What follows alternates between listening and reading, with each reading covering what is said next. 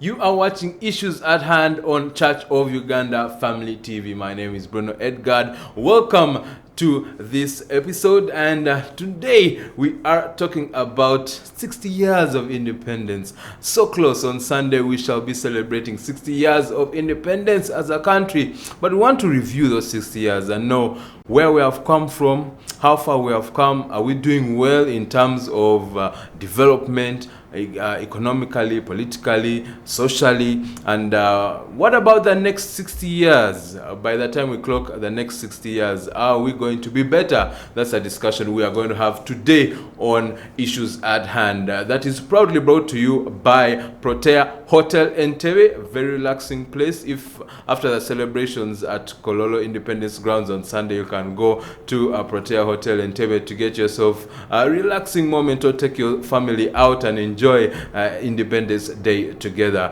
Make your reservations and your bookings now. Now, my guest for today is Mr. Lwanga Christopher Apollo. He is the head of Ideology Research and Documentation Department, UPC National Secretariat, and he is also the head patron of the Mulungushi Club. Welcome to Issues at Hand today.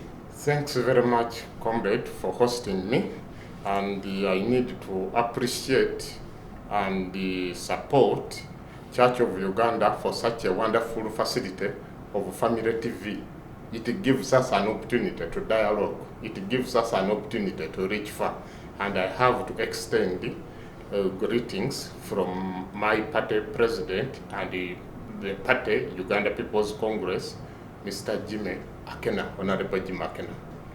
Yes, we are glad to have you on board. Now, first take us through, before we go to independence, and you are the right person, by the way, because when we received independence in 1962, UPC was the party that was at the helm with our late President Milton Obote.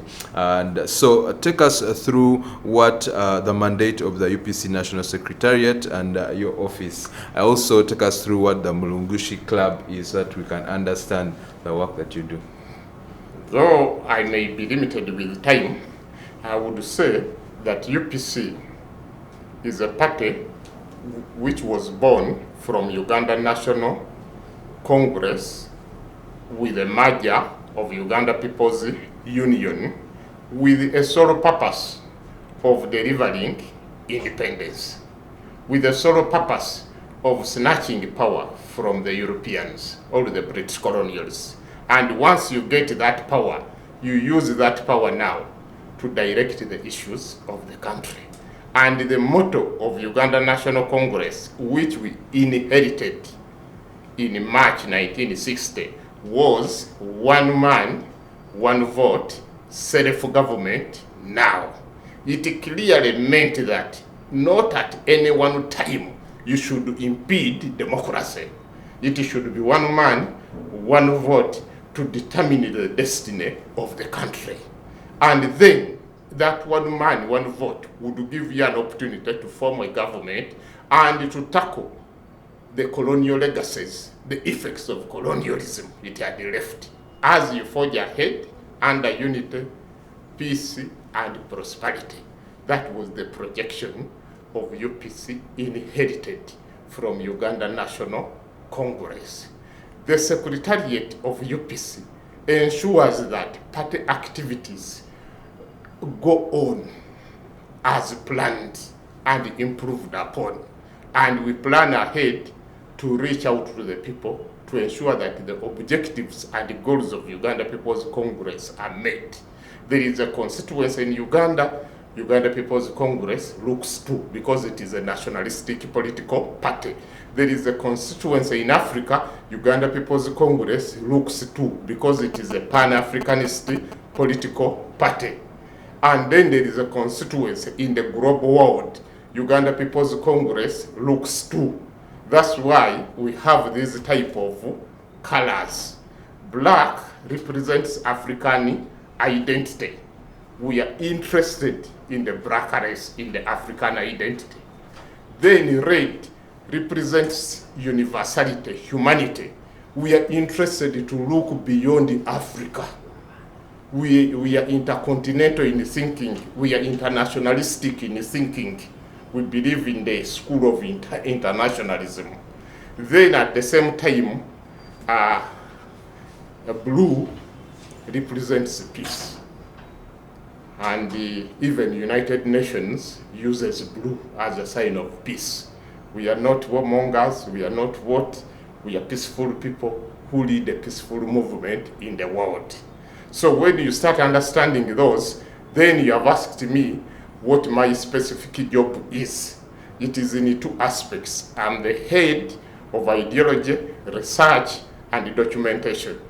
It is our department which connects UPC to Uganda, to Africa, and to the rest of the world, and which fine-tunes the thinking, the changing times, how we should adopt, how we should move forward.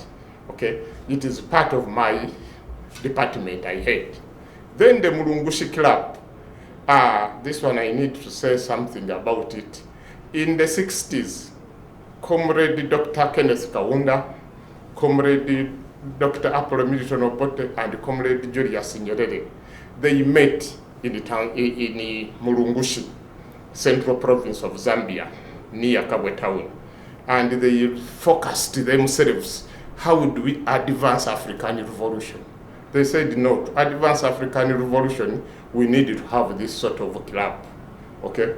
And this club is going to help us very much in achieving its 5 objectives. One of the objectives, total liberation of Africa. Let the liberation of Africa be complete. I think it was completed in 1994 with South Africa. And then in Namibia, 1990. Then they said total freedom. Africa is having a big challenge that you can be independent, and then at the same time, you have issues where you are denying your people freedom. So Mulungushi Club was to patrol that, to ensure is their freedom. Then independence means putting food on the table, bread on the table, butter on the table. So Mulungushi Club has an element of pushing forward economic and social progress, how we should transform the society, and we ensure that we are there. Then the other aspect of Mulungushi Club, which is the 4th objective, is that do we have an opinion as Africa on global issues? If COVID has come in and is sweeping us, what is the African strategy? Where are we? Okay, if there are skyrocketing prices globally, have we done a homework? How do we stand? How do we move in? Mulungushi inculcates all that. Then finally, all these political parties which are nationalistic, pan-Africanist, internationalist, they breathe the same air, they have the same thoughts, they have the same feelings, and they must have a common platform where they can digest issues, where they can plan ahead. You remember UNC of South Africa was hosted here.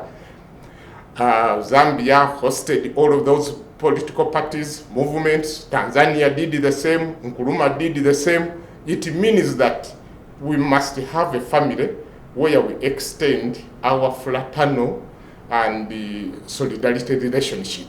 But those who are ideologically related, and we belong to that family. It is a big, big family. That's why you will see even Indian Congress Party, we share the same symbol of the thumb. Wow.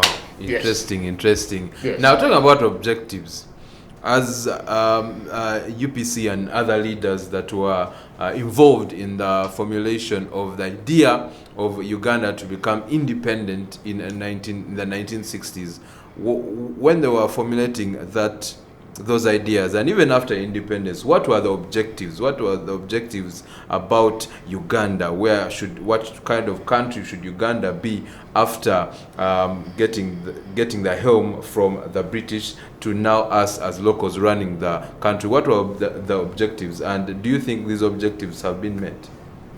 Okay, slightly before you go to the objectives, I needed to give you a bit of background. This thing of independence of Uhuru did not simply drop from heaven to the ground. It had a bit of background, which we need to appreciate and support and honor. The greatest aspect of it, you may trace it from the slave trade. When our brothers and sisters were taken across the Atlantic, when they reached there, the sort of suffering they underwent made them think so much about the continent, think them about the future. And from that time, they started this revolutionary literature, Pan-Africanism, the Marcus Garvey, Bowers, and what have you, that group. Now, that literature was smuggled into Africa, and it started creating some awareness. Then when the Muzungu, the Europeans, were trying to take over Africa in the 1870s, 1880s, our ancestors of that time said, no, you will colonize us with a fight. And they started what they call primary resistance. And this primary resistance is very clear in Africa. Like in West Africa, we had Samori Tuli, we had Jaja Opobo, and so many of those characters. Then in East Africa, we had the Majimaji in Tanzania, the Bambata Rebellion in South Africa, Nyambingi here on the borders of Congo, Uganda, Rwanda, okay, the Mwanga, the Kabalega, they put up that fight. It is now that fight which inspired many of our people to look beyond their nose. And they said, oh, these have started it, though they have not succeeded, we are going to go ahead, okay? Shona and the very rebellion, Chimulenga. Now, as that was happening, we had an opportunity.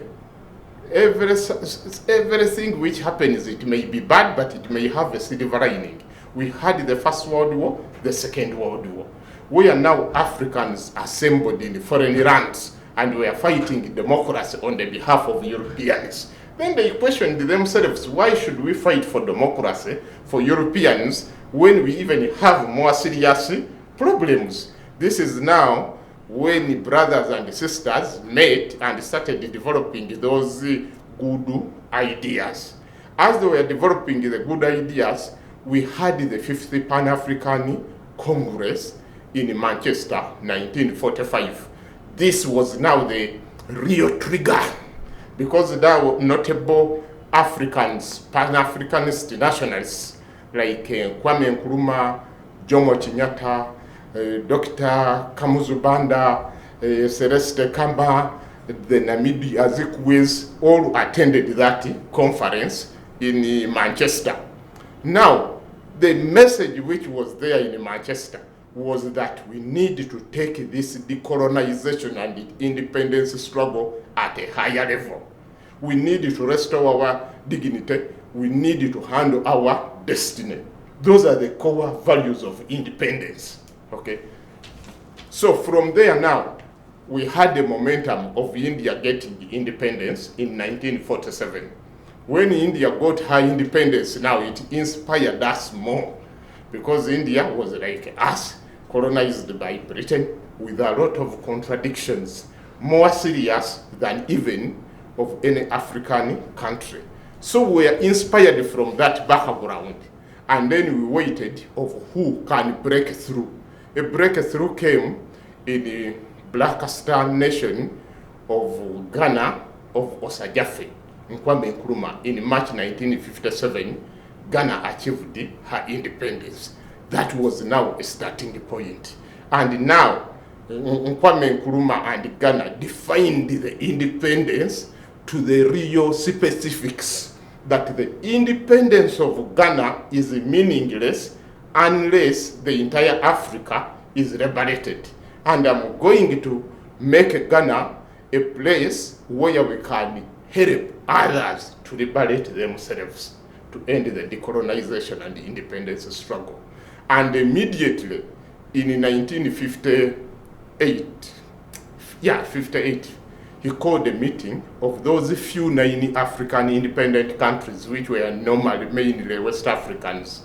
I mean North African countries, Morocco, Egypt, Tunisia, Ethiopia, and they said, no, we are very few who are liberated, the rest are unliberated. What do we do? no, we need to create momentum. And now in the process of creating momentum, all the struggling African leaders and their movements were invited in Ghana in 1958.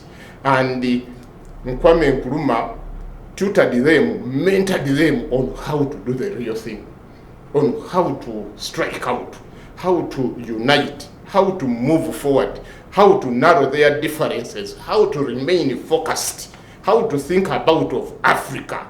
And he showed them that idea, Africa must unite, which even he wrote a book about it, Africa must unite. So from that momentum which was gained in Ghana, everybody went back home just thumping, determined to do a final fight. And this final fight did not take long. 1960, 1961, 1962, a set of countries are becoming independent. 1962, 1963, Uganda, 1962, Kenya, 1963, Zambia, 1964. Then that momentum which Nkrumah had generated, it resolved into the meeting of all those independent African countries to meet in Addis Ababa, May 1963. It is now when they worked out specifics. But of course, by that time, Africa was still having those issues of the two blocks. There was the Monrovia bloc and the Casablanca bloc, and there were still some differences. The sort of unity Kwame Nkrumah envisaged could not be achieved. They went for a second diluted stuff, but in there, it gave a chance of Nkrumah interacting with a number of leaders, including our Ugandan leader, who worked very hard moving from one block to another block, trying to pump in a sense of unity and what have you. And on that day when the conference ended, OAU had been born. And when OAU had been born, Nkrumah said, I'm not going to Accra, no. I'm heading to Kampala to iron out some of the issues which I've seen my brother Milton Obote is having a better understanding. We can still work together. And when he came to Kampala, he planted a tree. They discussed. Then in the early part of in the later part of the year, November 1963, Dr. Paul Milton Obote married his dear wife, Miriam Kalble. As he married, Kwame Nkrumah said, no, let us have a Pan-African honeymoon, and sent a plane here which picked the couple. The couple passed through Addis Ababa, Liberia, Nigeria, up to Ghana. And they started now working out details of how things should move. Nkrumah had envisaged an African trade union, an African cooperative union. He had envisaged a common currency, a common banker. He had envisaged a common foreign policy. There are a lot of things, but his brothers, Obote, Nyerere, Kaunda, told Nkrumah, no, this thing cannot go entirely on one go. We don't know each other. You speak English, we speak English. Our brothers speak Arabic, others speak Portuguese, others speak Spanish, others speak Dutch, Afrikaner. Let us do it piecemeal. So this is the time now when the concept of regional bodies came in, that in East Africa they speak Swahili, and the tribes cut across, and they are more or less related. They have lived together so close. Let us start from there. Though of course Nkrumah felt a bit uncomfortable, but I think in the end he bought the idea that this thing cannot go on entirely. But the speed he had implemented the things, the vision, the thoughts he had given us, again invited more enemies for any progressive leader who is following Nkrumah's way of thinking. They had problems. And the time Nkrumah was removed, 24th February 1966, it is also the same time Obote was supposed to be kicked off. That is the time he arrested the 5 ministers. Could it be a mere coincidence, or it was a planned stuff that if you misbehave, if you advance the African Revolution, this is the price you pay? So that is the background we are coming from. So the message was, unite your people, deliver economic progress, social progress, resolve all these outstanding issues, restore the dignity of your people. Okay, try to ensure that you are working on the mistakes. You are solving the mistakes which were created by colonialism, as you are giving hope to the people. Okay, as you are giving hope. That was the message.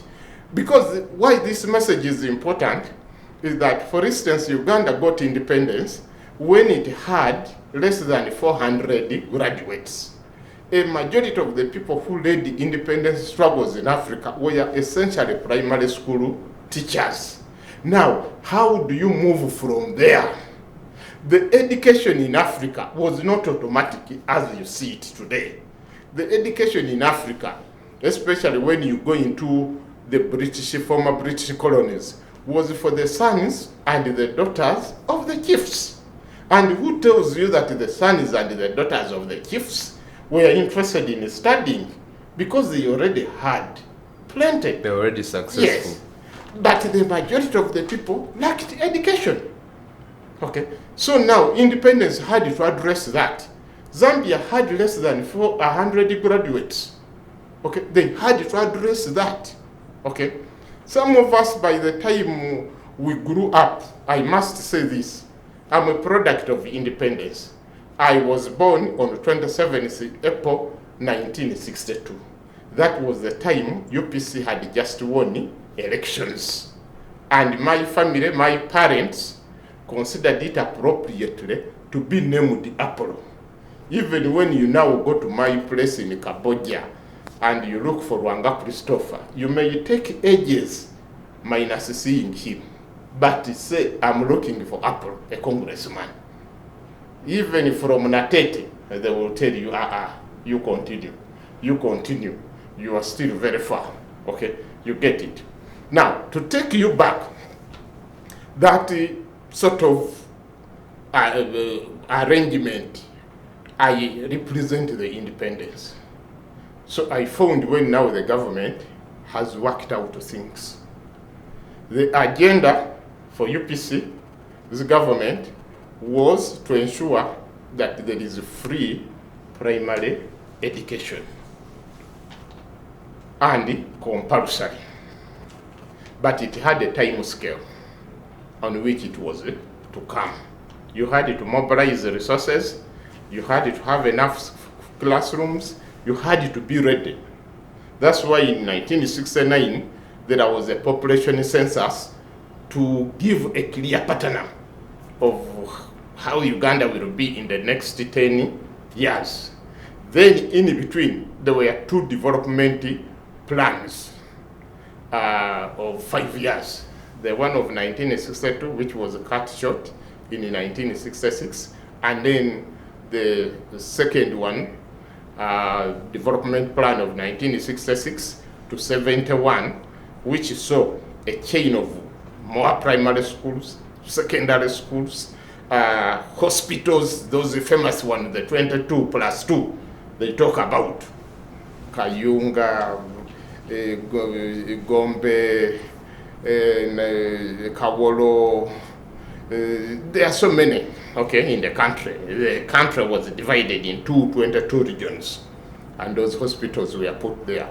Then from there, it is still that development plan, because it was dubbed Work for Progress, which now made stronger the cooperative movement, which made stronger the growing of cash crops, the marketing of cash crops, and it really gave a stronger foundation for the modern Uganda. Those were the internal issues which they were trying to look at. But since also it was supposed to deliver unity. All these impediments which came in were resolved towards the final goal of unity. That's why we are talking about September 1967 as the year of the Republic. This is when the Republican Constitution was introduced in after the 1966 crisis. Then Uganda at that level, it moved in one direction, consistent of one people, one government, one parliament, one leader, and that leader, Dr. Promilito Nobote. That is when now we got a shape of the Republic. Yes, we may have these other issues that it came with the banning of the monarchies, it came with the doing what and what. These were big challenges, which we must admit. Uganda as a country had the largest number or the highest number of kingdoms, and yet it is the smallest country. We had these problems that the British colonial policy wanted each area, each tribe to mind its own business.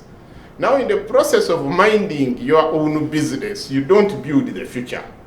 The future is built when you are integrating, when you are working together, when you are intermarrying, when you are fusing, when you have a shared destiny.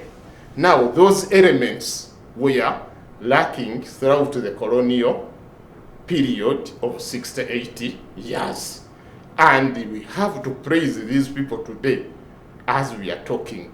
They managed to overcome all those impediments and delivered independence on 9th October 1962. Unfortunately, it is very hard to have it your way throughout. Obote and the UPC manifesto was advancing a coalition government. But our brother, Benedicto Chiwanuka, and his DP were not keen to participate in a coalition government. They had their own calculations. Our leader approached Benedicto twice that this is a younger nation state which we are rebuilding. We need a sort of coalition government. That opportunity was not given. But we thank KY, Kabaka and the Menge establishment. For them, they were very glad to work within the coalition government. And we thank for that grand vision. Because suppose Kabaka and the Menge establishment had started from the opposition side, how would Uganda move? Okay? These are sort of issues which we need to reflect on. And it goes back to your point of unity. Yes, please. That one of the things that I remember mentioning that there are so many tribes, like you just said, there are so many tribes, so many kingdoms in this country, so many different clans, different languages. But what holds us together is Ubuntuism and the fact that we are brothers, and we need this country, for this country to move forward, there needs to be unity, that we need to be a united front and to come together as one to push this country forward. Yes, please. This is very, very important. And that independence cry of unity, it is still there. Some of us will get disturbed when we see disunity coming in, when we see some sad experiences, like when Amini took over, he immediately passed a military decree which banned the political parties, and he banned 9 of them, okay, including the UPC. Though other people who don't understand things, they say it is UPC which banned the political parties. And if it is UPC which banned the political parties, Idi Amin would have banned only UPC, because technically other political parties would have been dead already. But that was not the case, okay? The DP was still in parliament with its leader, a team. Even Nibyanyima was part of the parliament. The father, the late father, was part of the parliament in 1971. So it shows that Amini came, banned the political parties. did not only ban political parties, went for politicians, killed them. Did not only stop there, closed the parliament. So that meant that Uganda went in a limbo. Politically, we could not move forward. And then the anti-Amin struggle had to be engineered. As the anti-Amin struggle was engineered, and on 11th April 1979, victory came, it was hard now to build consensus in a vacuum where political parties were not working. And of course, other players also showed interest in replacing Amin and maybe carry on Aminism indirectly. Again, we did not have enough breathing space between 1979 and 1980. And as we advance to chart the way forward, what should be done, others did not want political parties to come in the equation. They said, no, we must have annual elections. No, we don't need the political parties. Now, who will run the country if you don't want the political parties? Okay? I mean, he had his gunmen, the military governors, and the army men, and he did not deliver because he was having a narrow scope. And the army is not trained to run a government. It is the politicians. Okay. Now, we were struggling against that contradiction. Thank God that on 10th December 1980, regardless of whatever problems, elections were held consistent with those of 1962 model, and the UPC won. On 15th December 1980, UPC formed a government. However, others considered again going into this business of waging a civil war, which was again very disastrous. We are coming from Amin's government. Our backbone is broken.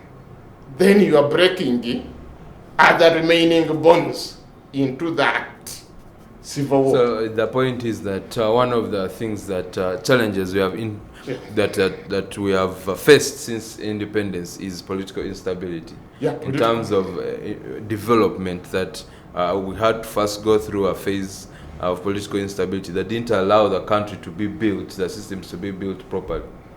Yes, we have had that big challenge. Okay, we have had that big challenge that political instabilities come in at a critical stage. Like if I'm to talk about UPC, UPC was set to call a snap elections in 1966 because of the changes which had happened, the lost counties and what have you, and some were doubting if Obote was still having support or what. So he wanted to renew his mandate in a snap elections. Some UPC members, led by Grace Wingira, leaked that information and started fighting it.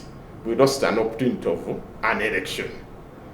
Then the revolution happened, in 1966 crisis happened, and they agreed that within the next 5 years, that is when elections will be there.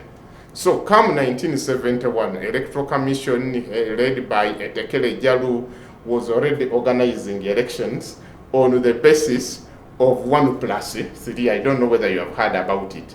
What was 1+3? That one was saying you have a primary constituency, let me say in the central, okay? That is your primary constituency.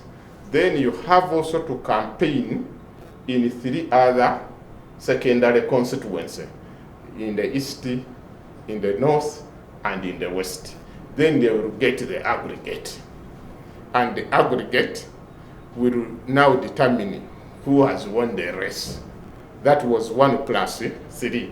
It was to help us move away from local, tribal, regional politics to have Uganda the focus of as a united republic. Yes. But again, what happens? 1971 comes, we have just passed the Common Man's Charter, we have just passed the National pronouncement, which was now making the Ugandans control their economy through parastatal bodies, through corporations, through public enterprises. Then these people decided to do a coup such that all those wonderful changes don't take shape. So 2 golden opportunities missed, which were to consolidate the gains of independence. We missed, and we bring in a gunman who is ready now to reverse the gains of independence.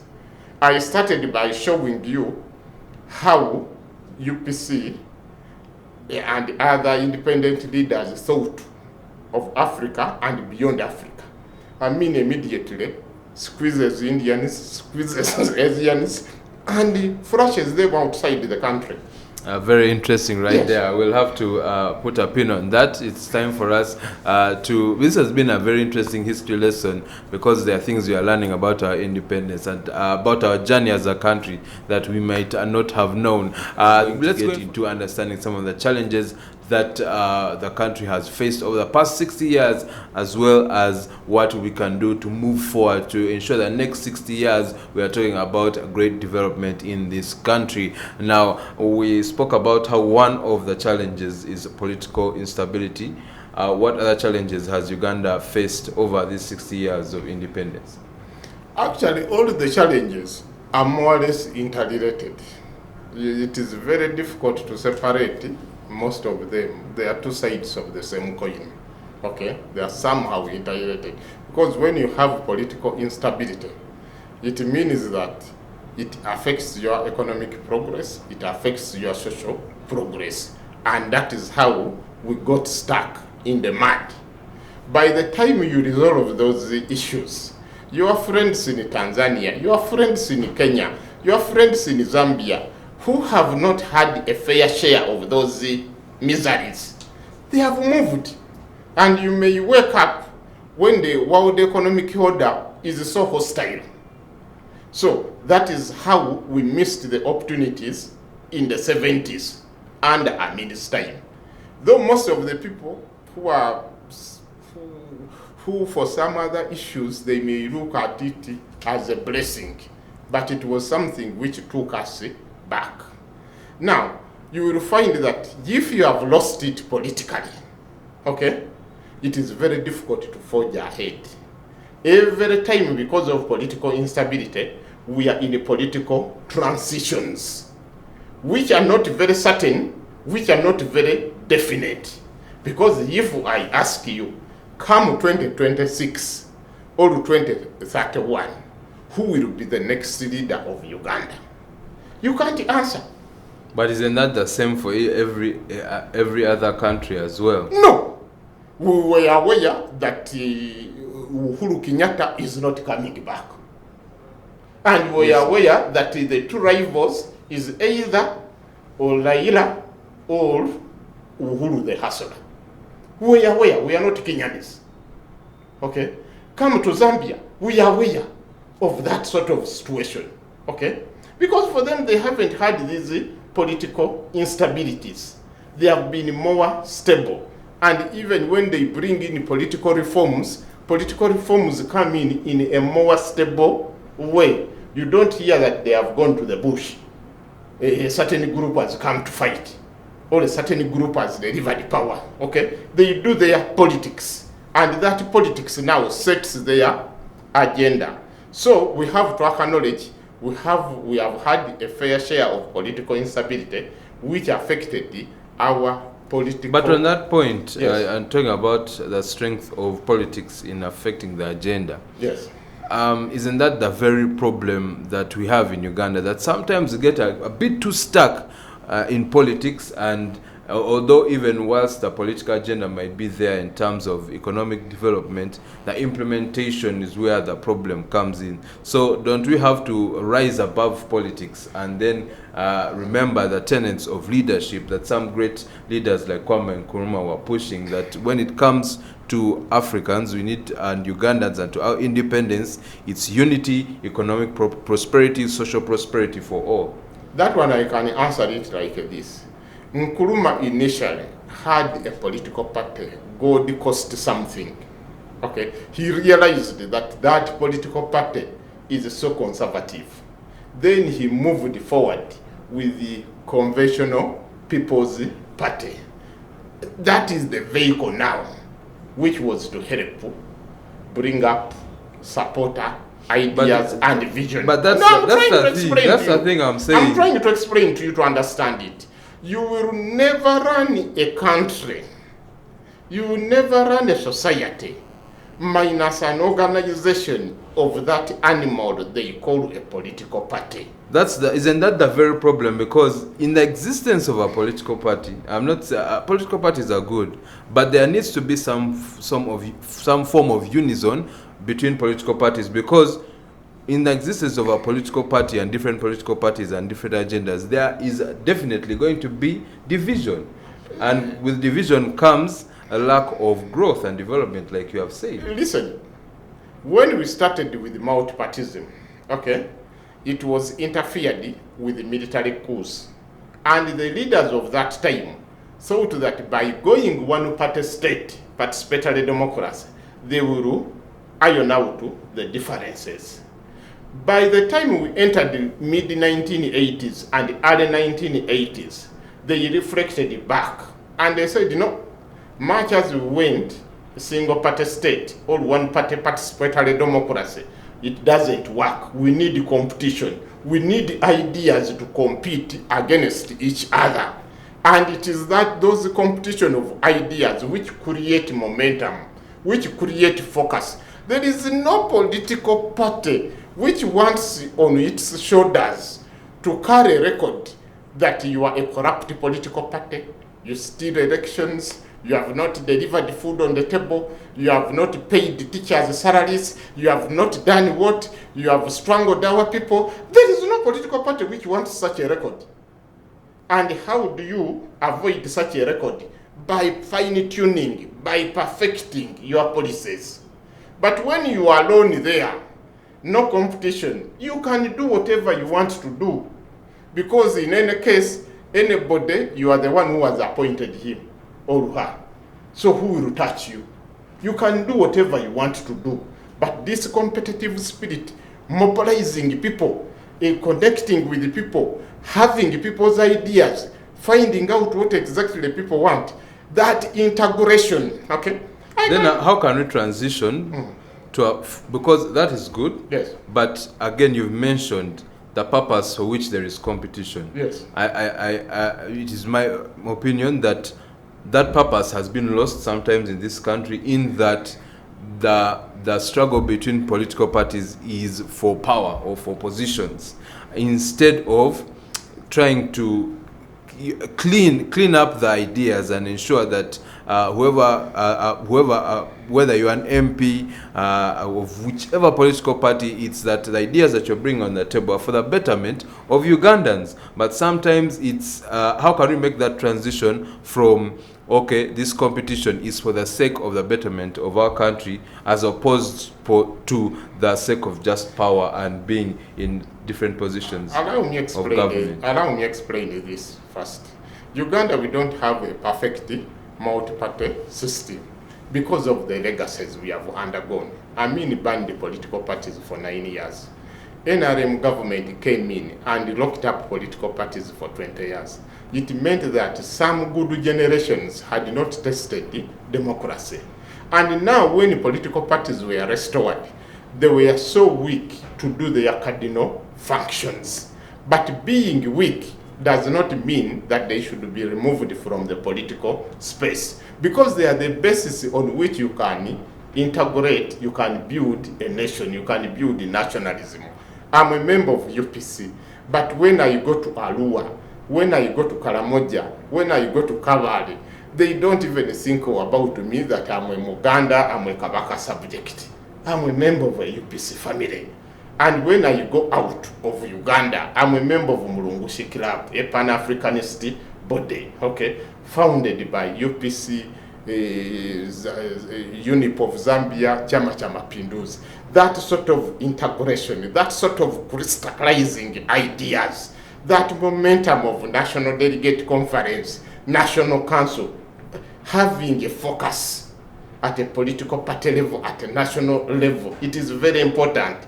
Don't mix it with these contradictions we are having now, that political parties are very weak and they don't even sponsor their candidates. But take it from an example of Tanzania, of Kenya, where they reformed and they are moving forward. Zambia, you saw their recent elections.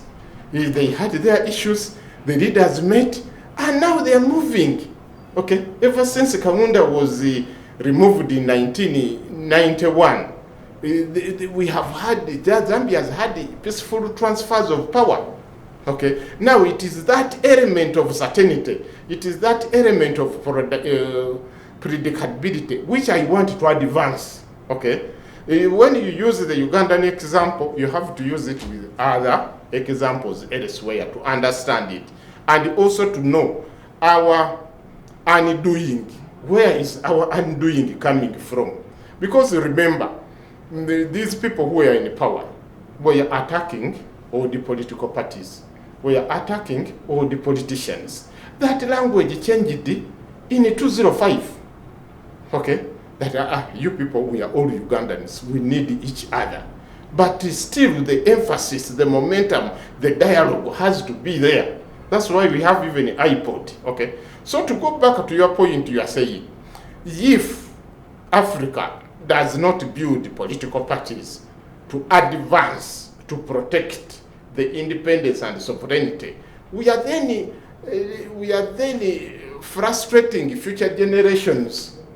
These Kaundas did not talk with guns. In Nkrumah, they did not talk with guns. Seda Sengos did not talk with guns.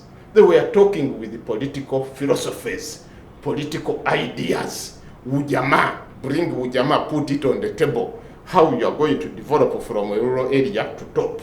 Bring common man's charter. How you are going to make an ordinary person as the center of focus.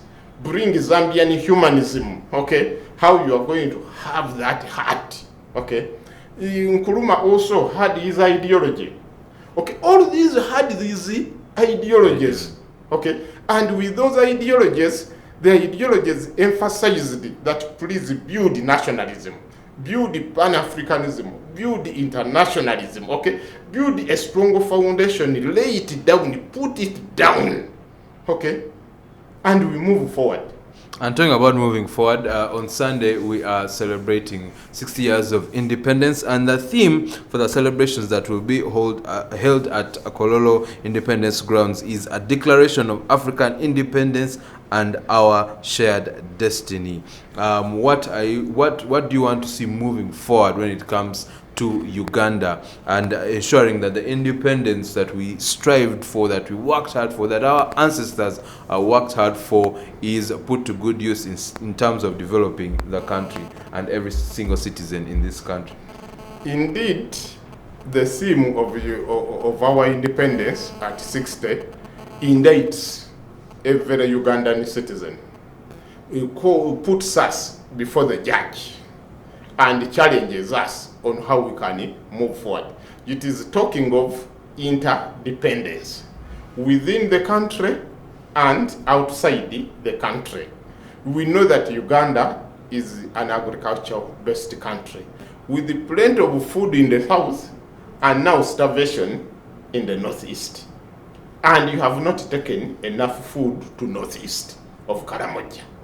Is that interdependence? There is a big question mark there, okay? Then, of course, also we inherited a colonial legacy where the south was more developed and the north was underdeveloped. Have we really narrowed the gap? Have we developed the north at the same pace? Won't it be a future problem we inherited under a colonial legacy? Does it reflect interdependence within the country? Then, according to Nkrumah and others, they had the vision that to bring unity, development, and prosperity in Africa, we must invest heavily in anything which brings connectivity. Actually, there were proposals to switch students from East to West to what to French speaking to interact. Then also they devised a system of super highways, developed the Cape Cairo Railway, developed the East West Africa Highway. Each country should have its targets. Have we lived with those targets? Are you seeing super highways in Uganda, apart from the one from Entebbe to Kampala? What have we been doing? Each country was given that, you do your part, we also do our part. Now the momentum of standard gauge railway has come in for interconnectedness. Have we moved in? Okay, these are sort of challenges which we have, and you are going to see that we haven't moved as we are supposed to move because of the political instability. We are still solving our political questions. By the time the political questions are over, the pockets are very dry. The ideas are there, the pockets are very dry. So that interdependency. Then we have Inga Dam in the DRC at the end of the Congo River. That is supposed to pump electricity for the entire sub-Saharan Africa. Have we allowed the DRC to settle after Lumumba? We haven't allowed them. When are they going to complete that dam? Which can be a magic bullet for this climate change, because it has the potential of giving each country in sub-Saharan Africa the sort of electricity power it wants. We haven't done that. We have allowed the Congo to remain in a political instability on and on and on, and it is eating us up. We have the second largest freshwater lake, Lake Victoria, and one of the longest rivers. Have we nicely preserved the Lake Victoria? Have we done that for it to play a role in interdependenceness and our shared value as Africa and the rest of the world? These are sort of challenges, okay? Have we gone back to the ideals of Mosaz, to the ideals of Bendikito, to the ideals of Obote? Have we gone back? Can you walk in Kampala and you show me a street of Obote, or a monument of Obote, or a monument of Nyerere? If you cannot trace the roots of Uhuru, the roots of independence, how are you going to reach that promised land? And those are the questions that will have to be answered. But unfortunately, we'll have to end it there for now, and we shall continue these conversations on a later date. But thank you, Mr. Lwanga Christopher Apollo, for coming here and for taking us through that journey of independence and opening our eyes to things that Uganda must do if we are going to move forward according to the tenets that our forefathers set before us in 1962. But thank you for joining us today on Issues at Hand. And once again, we wish you the best. Please enjoy the celebrations of Independence Day. And remember that it all starts with God, because our motto says, "For God and my country." So I pray for all of you. I pray that you'll enjoy your weekend. And we shall see you once again on Issues at Hand on Monday. For now, God richly bless you.